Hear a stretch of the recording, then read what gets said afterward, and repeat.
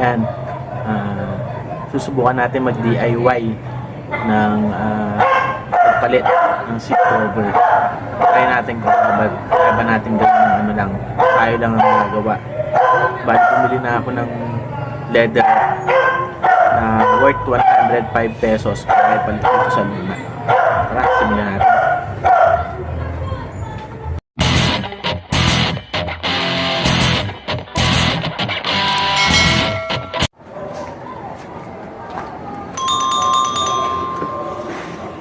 Ang una nating gagawin, tanggalin muna natin yung upuan sa motorsiklo.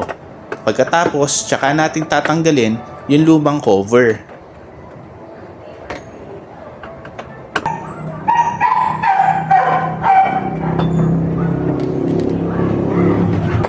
Natanggal ko na yung upuan. Ang susunod na gagawin natin, tatanggalin natin itong mga staple wire dito.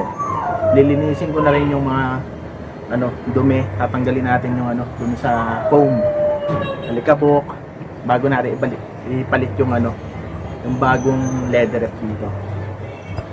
Ito itsura niya, marami na siyang butas, kakakalmot ng mga pusa. Pag umuulan, pinapasok na rin ng tubig, kaya rin natin ito papalitan. Dito, sinisimulan ko nang tanggalin yung mga staple wire. Medyo matagal to kasi medyo madami yung nakalagay na staple wire.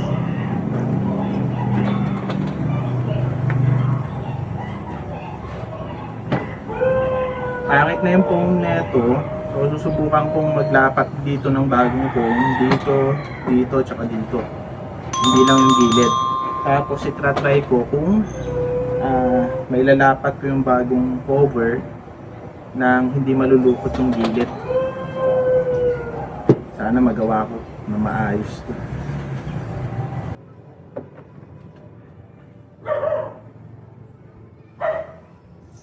Naglalagay na ako ng foam.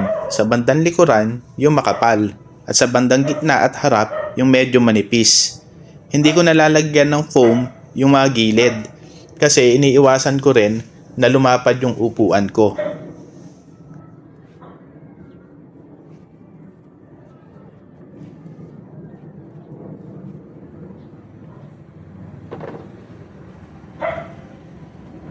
Pagkatapos kong idikit yung foam, nilapat ko pa ito ng maigi.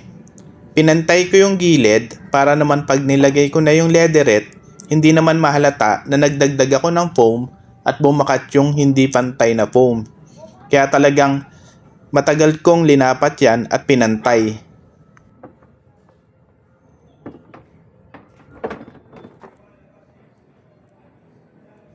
Nilalagay ko na yung bagong cover.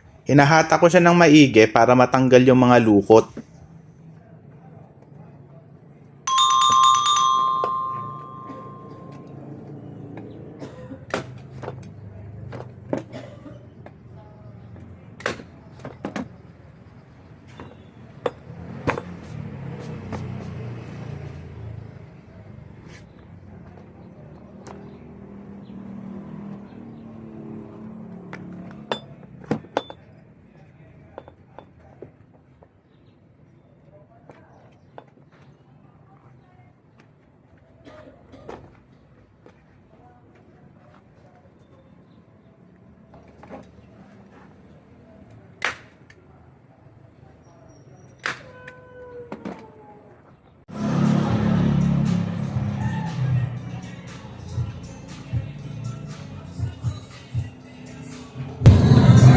Ito ginawa ko na lang design kasi hindi na maiiwasang matupi siya, so pinantay ko magkabilang side. Ayan, tapos na. I-try nyo na rin mag-DIY. Thank you for keep watching my videos. Ganda yan.